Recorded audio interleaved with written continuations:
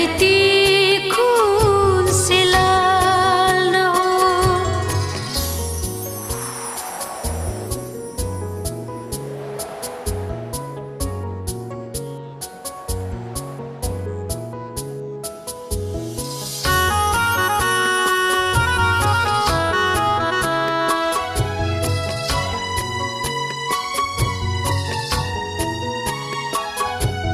नदियों से निकले लहू की न धारा, लाशों से सजे न घाटों का किनारा।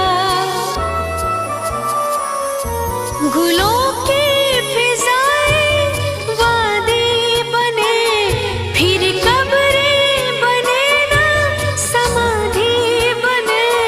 सरहद पे साजिश जाल हो, सरहद पे साजिश जाल हो। ये धरती खून से लाल न हो, ये धरती खून से लाल न हो, ये धरती खून से लाल न हो, ये धरती खून से लाल न हो।